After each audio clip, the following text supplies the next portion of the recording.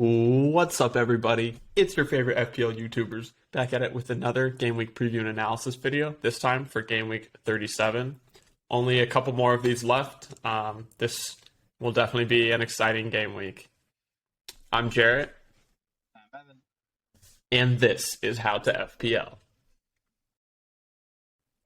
All right.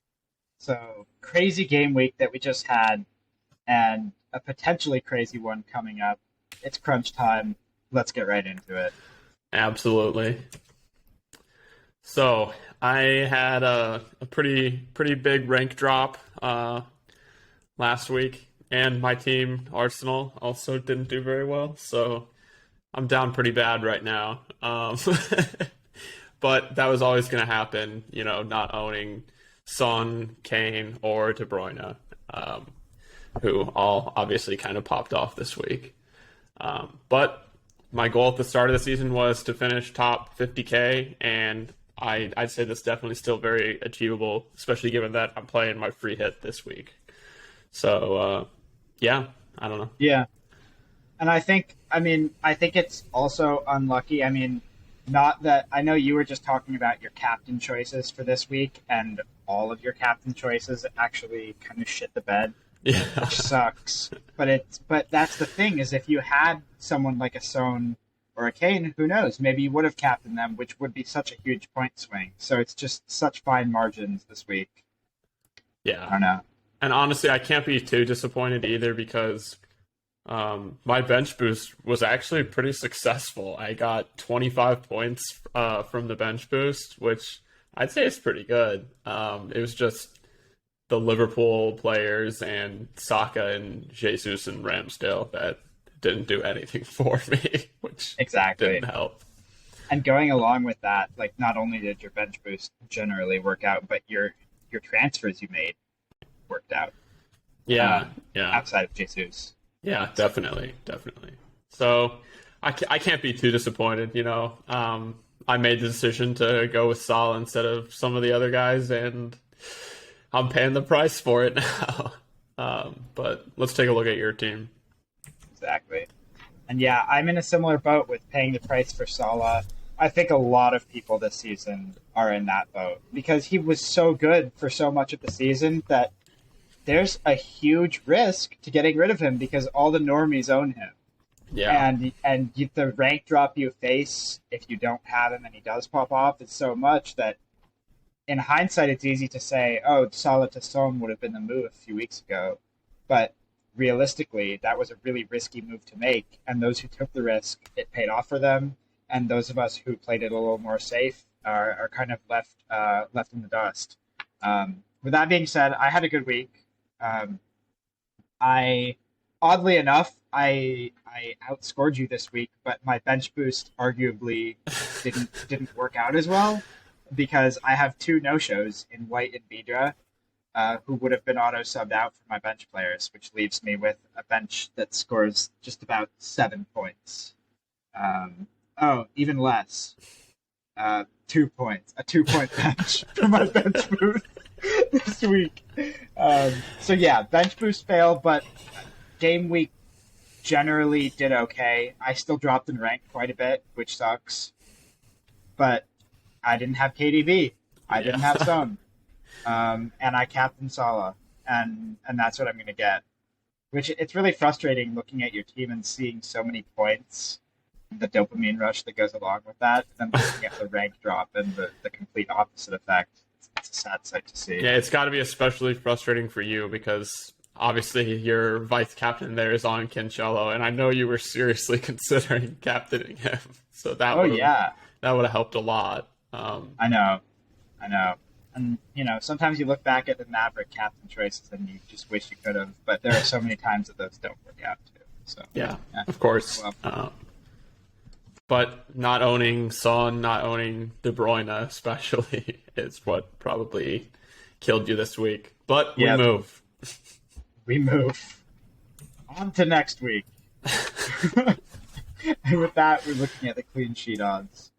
We're hoping, I don't know. Maybe let's take a second to discuss Just the general league situation. We have Spurs and Arsenal battling for fourth place. Jared, what do you make of that?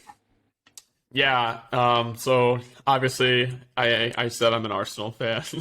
Um, I'm a little more concerned at this point, but Arsenal are still in control of their own destiny. They're still a point ahead, and I think it'll be really interesting to see what Spurs do against Burnley on the first game on Sunday.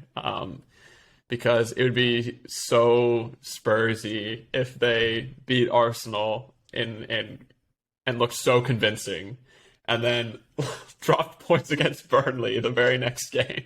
Like that would just be the stereotypical Gattuso meme where he's like, a sometimes a maybe good, a sometimes a maybe shit, you know.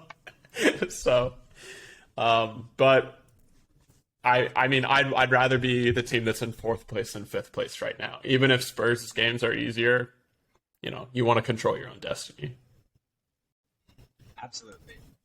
Um, and with that, Arsenal Newcastle. What do you make of Arsenal Newcastle?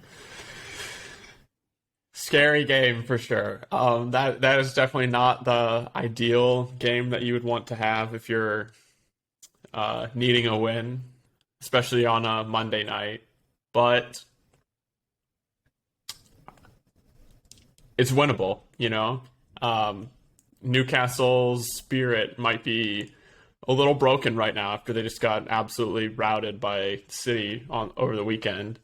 And there's also been some comments from ownership at Newcastle talking about how much turnover that they're going to have. I'd imagine a lot of players are a little concerned that they might be a part of that turnover right now. So Yeah, you never know. could easily Arsenal could easily take advantage of that. I guess like do you think Arsenal attackers have good prospects in that game? Should we be looking to invest in Saka's, Martinelli's, and Ketya's right now? Yeah, I wouldn't be investing in Arsenal's defense.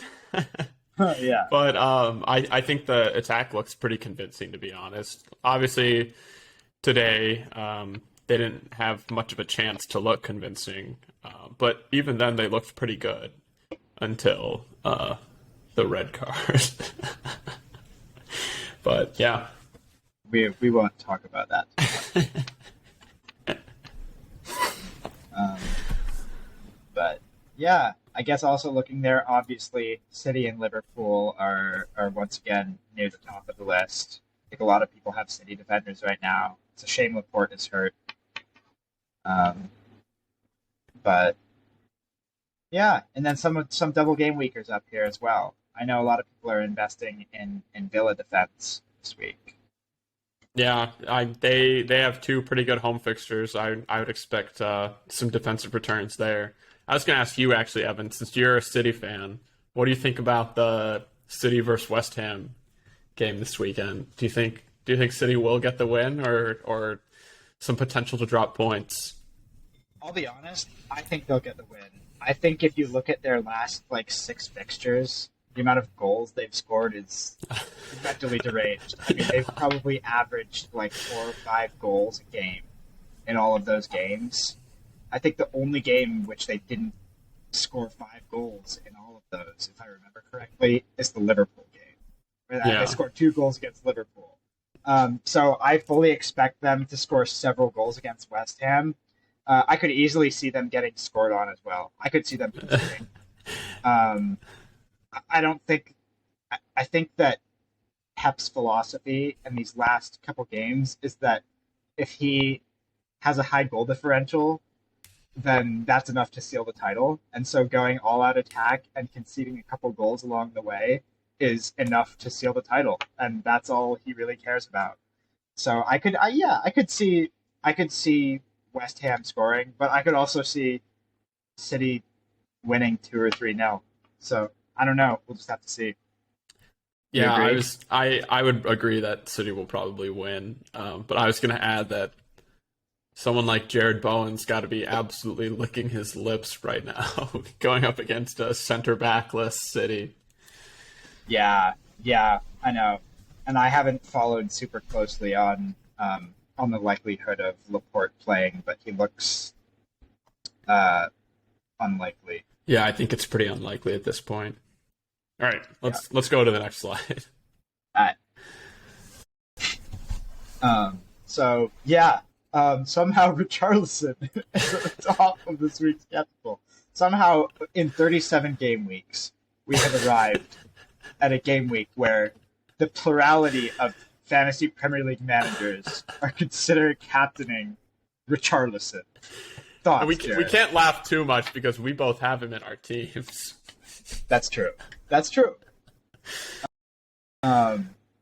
He could do well, but as you were saying, I think.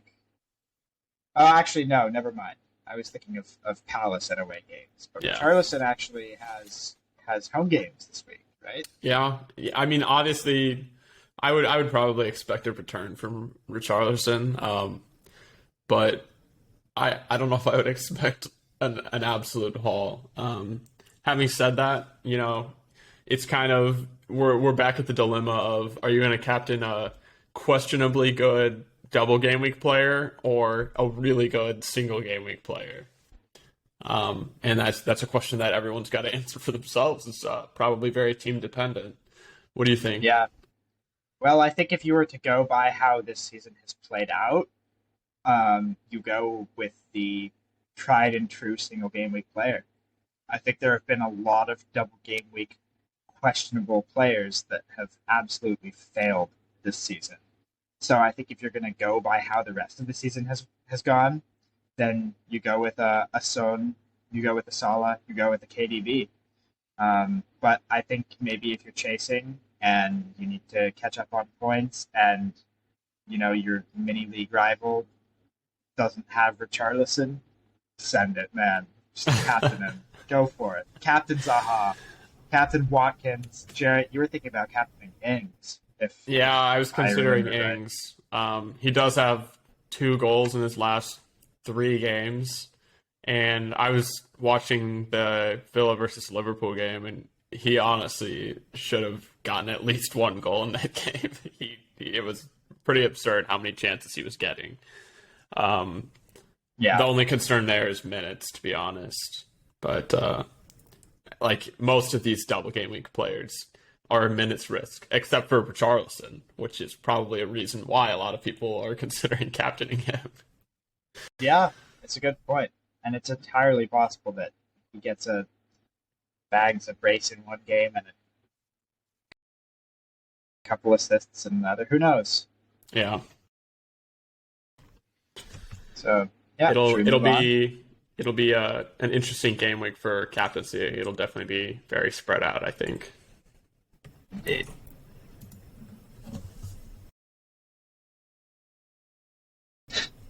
So yeah, topping our goal scorer odds, two familiar faces in Kane and Salah. I do think it's interesting. A lot of the time this happens where the goal scorer odds are not actually aligned with captaincy choices, where Kane tops the the scoring odds, despite Son being the more popular captain. And I think that has to do with the fact that Son is a mid, he gets more points. But I do think that Kane is more likely to score against Burnley, and I would put him. I would captain. I'm considering bringing in Son this week, and I would captain Kane over him. I think versus Burnley, just based on play styles. Then obviously Jamie Varney is up there too, double game week, looking really sexy. It's a Vardy party, baby, and I'm hopping on. Exactly. Aren't we all? Yeah. Any thoughts, Jared? Yeah, I'm pretty excited, man. I as we're about to see, I'm free hitting this week, and I'm seeing a lot of names in my team on this list, so I'm ready to get after it. What about you?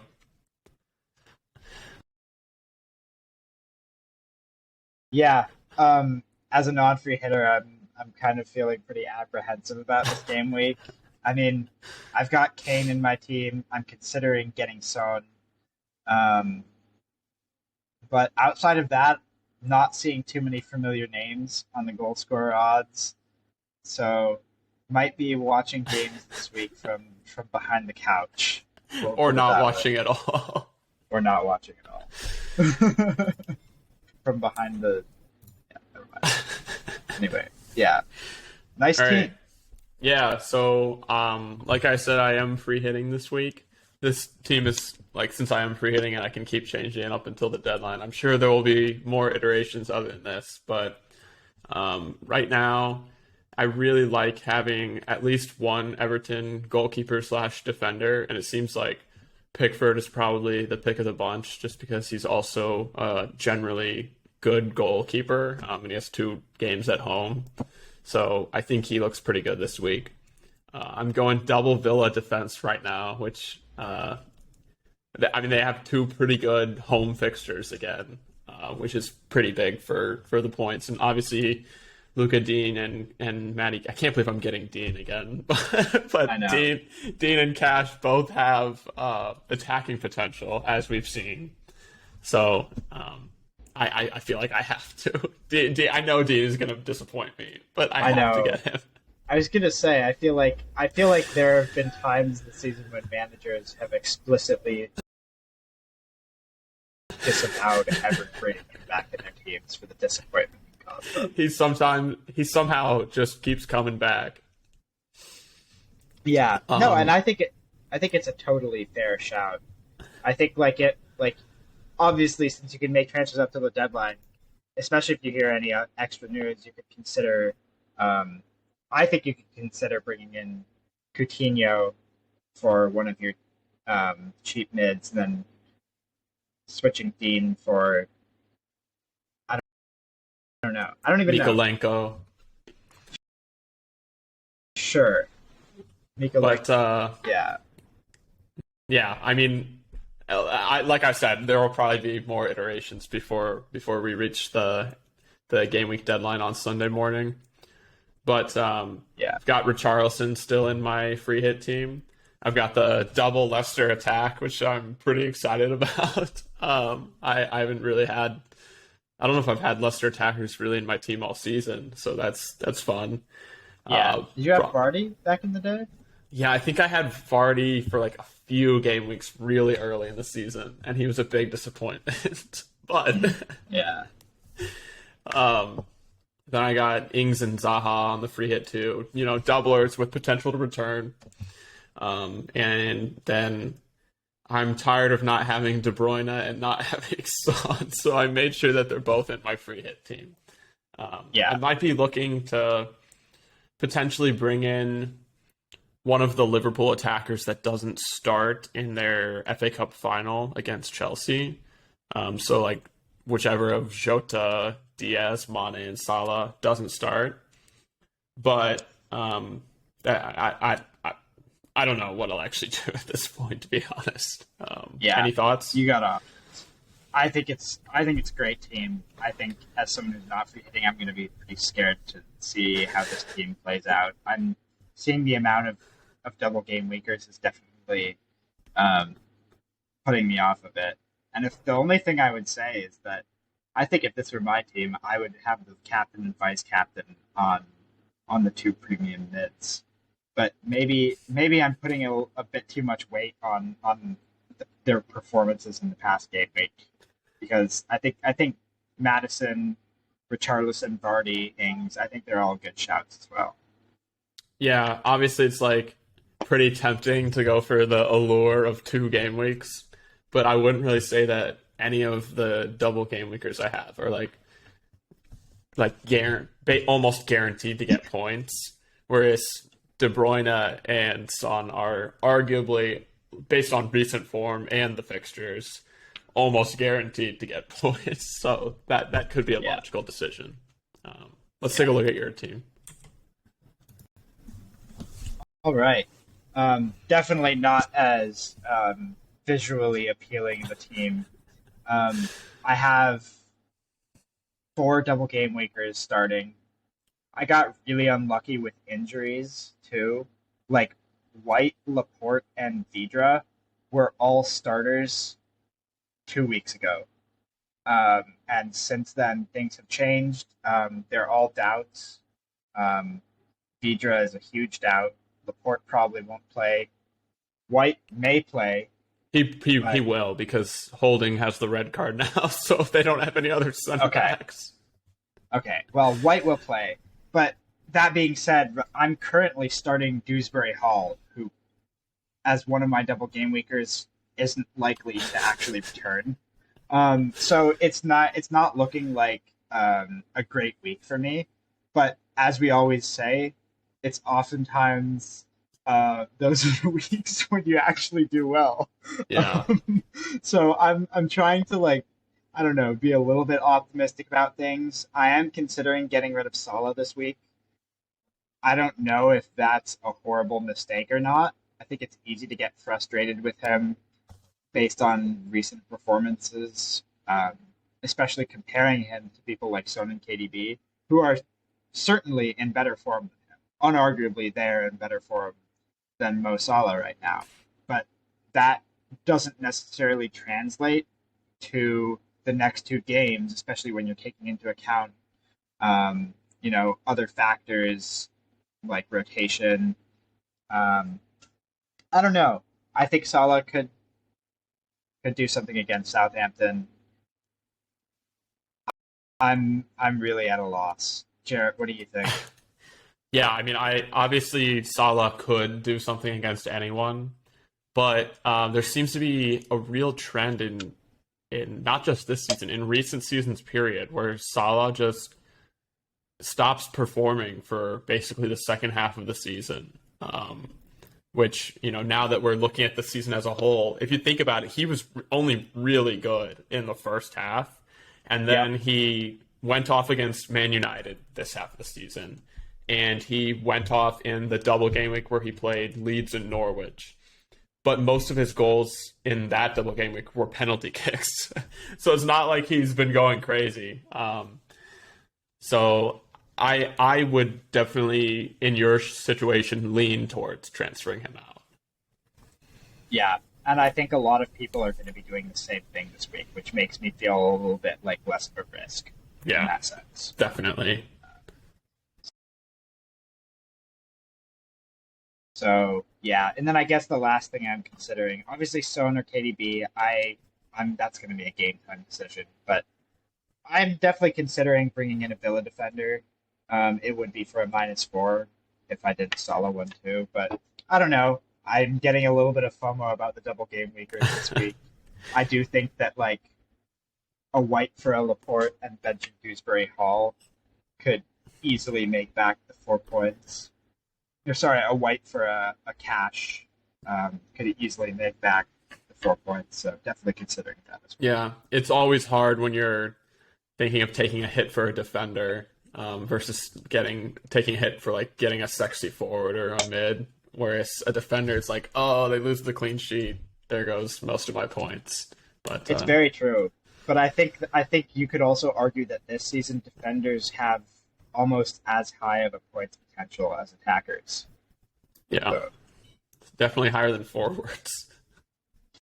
yeah, exactly. So I don't know.